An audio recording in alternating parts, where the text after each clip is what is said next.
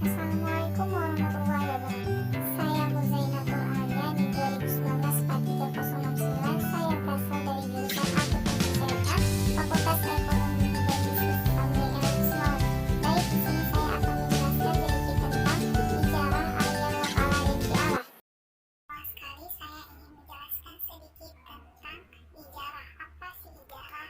Pengertian ijarah ialah berasal dari kata al-ajru yang berarti upah. Sedangkan menurut syara ijarah adalah perpindahan hak guna barang atau jasa yang diikuti dengan pembayaran upah atau biaya sewa tanpa perpindahan hak milik. Nah, ijarah itu sewa menyewa tanpa nggak berpindah hak milik dari si A dan si B. Terus dasar hukum ijarah itu ada meliputi Al-Quran, As-Sunnah, dan Ijma.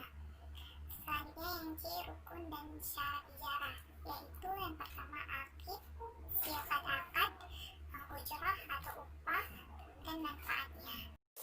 Adapun syarat-syarat ijarah terdiri dari 4 macam, sebagaimana syarat dalam jual beli, yaitu yang pertama syarat al-iqad atau terjadinya akad, 2 syarat an-nafa, syarat pelaksanaan akad, 3 syarat sah, dan 4 syarat lazim.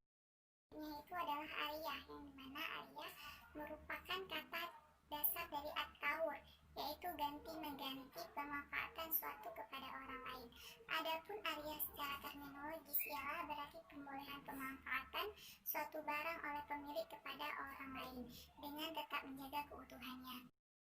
Dasar hukum aliyah yaitu pinjaman. Aliyah merupakan perbuatan qurbah atau pendekatan diri kepada Allah dan dianjurkan juga berdasarkan Al-Quran dan As-Sunnah. Dasar hukum Arya juga bisa berubah-berubah sesuai dengan situasi dan kondisi. Kadang juga bisa wajib, kadang juga bisa haram, dan juga bisa menjadi makruh.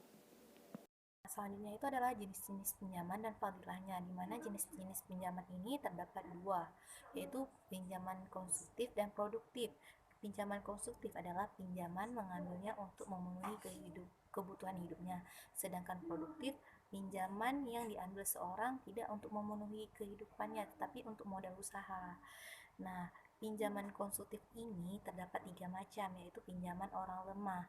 Mereka tidak memiliki seorang pun yang dapat memenuhi kebutuhan hidupnya, padahal mereka memiliki kebutuhan yang sangat mendesak. Yang kedua itu pinjaman orang-orang yang memerlukan bantuan. Yang maksudnya orang-orang yang memerlukan bantuan di sini adalah bukan orang miskin, tetapi secara aktual mereka itu miskin. Nah, yang ketiga itu adalah orang-orang yang punya utang, yang dimana kondisi mereka lebih baik daripada yang kedua tadi, tapi mereka ingin membayar utang itu dengan cepat. Selanjutnya yaitu adalah sifat dasar pinjaman. Sifat dasar pinjaman adalah seseorang mengubah barang yang dimilikinya dari wujud real menjadi wujud relatif. Keistimewaan wujud relatif adalah tidak terkena kerusakan dan kerugian. Walaupun dunia ini hancur, maka pinjaman itu tetap akan ada dan utuh. Salah dalam hukum Islam adalah pelimpahan kekuasaan dari satu pihak kepada pihak yang lainnya untuk dalam hal-hal yang berbau hukum. Nah, sedangkan wakalah secara istilah wakalah itu adalah berarti tolong menolong antar sesama pribadi dalam suatu persoalan ketika seorang itu tidak mampu secara hukum atau mempunyai halangan untuk melakukannya. Yang C itu adalah rukun wakalah, yang mana rukun wakalah itu ada 3 pada umumnya. Yang pertama yaitu 2 orang yang melakukan transaksi, yaitu orang yang mewakilkan dan yang menjadi wakil. Yang kedua itu ijab kabul. Yang ketiga adalah muwakalah fi, yaitu sesuatu yang diwakilkan.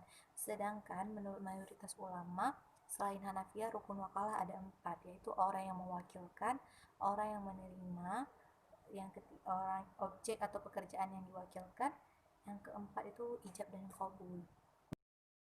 Baik, selanjutnya itu adalah syarat wakalah. Yang pertama yaitu seorang mewakil diisyaratkan harus memiliki otoritas penuh atas suatu pekerjaan yang akan dilegasikan kepada orang lain. Yang kedua itu adalah seorang wakil diisyaratkan haruslah berakal dan tamyiz. Tidak boleh anak kecil, orang gila, anak yang belum tamyiz tidak boleh menjadi wakil. Yang ketiga adalah objek diwakilkan harus memenuhi beberapa syarat. Objek tersebut harus diketahui oleh wakil. Wakil mengetahui secara jelas apa yang harus dikerjakan dengan spesifikasi. Hukum wakalah itu dari dulu hingga sekarang masyarakat itu masih bingung membutuhkan akad wakalah untuk menyelesaikan segala persoalannya. Nah, dasar hukum wakalah itu dari Al-Quran, Al-Hadis, dan Al-Ijma. Itu adalah ji'alah. Pengertian ji'alah itu apa? Pengertian ji'alah ialah perjanjian imbalan tertentu dari pihak pertama kepada pihak kedua atas pelaksanaan suatu tugas atau pelayanan yang dilakukan oleh pihak kedua untuk kepentingan pihak pertama. Misalkan kehilangan tuh satu unit motor, jadi si pihak pertama ini menjanjikan imbalan kepada si pihak kedua. Misalnya ini, saya kehilangan motor, jikalau Anda dapat mengembalikan motor saya, maka saya akan memberikan uang 50 juta kepada Anda. Setelah itu, ji'alah juga punya dasar hukumnya. Menurut ulama Hanafiyah, akad ji'alah tidak dibolehkan karena terdapat unsur penipuan. Kalau si pihak pertama itu tidak menepati janjinya, kan akan merugikan si pihak kedua yang tadi. Tetapi sedangkan menurut ulama Malikiyah, Syafi'iyah, dan Hambaliyah itu diperbolehkan karena ada dalam Al-Quran surah Yusuf ayat 72 yang artinya mereka menjawab, kami kehilangan piala raja dan siapa yang dapat mengembalikannya akan memperboleh bahan makanan seberat beban onta dan aku jamin. Selanjutnya itu adalah rukun dan syarat ji'alah. Yang pertama kita akan membahas dulu tentang rukun ji'alahnya, yaitu yang pertama ada orang yang menjanjikan upahnya. Yang menjanjikan itu boleh juga orang lain yang diwakilkan, yang dapat izin dari orang yang kehilangan. Yang kedua itu adalah pekerja yaitu yang mencari barang yang hilang, yang mempunyai izin untuk bekerja dari orang yang punya harta. Yang ketiga adalah upah, disyariatkan keadaan upah yang dengan barang atau benda tertentu. Yang keempat itu adalah saikhat atau ucapan ini datang dari pemberi ji'alah atau orang yang kehilangan benda tadi. Adapun yang menjadi syarat ji'alah yaitu yang pertama, pihak-pihak yang berji'alah wajib memiliki kecakapan bermuamalah. Yang kedua, upah yang dijanjikan harus disebutkan secara jelas jumlahnya. Yang ketiga, aktivitas yang akan diberi kompensasi wajib aktivitas yang mubah. Yang keempat, kompensasi materi yang diberikan harus jelas, diketahui jenisnya.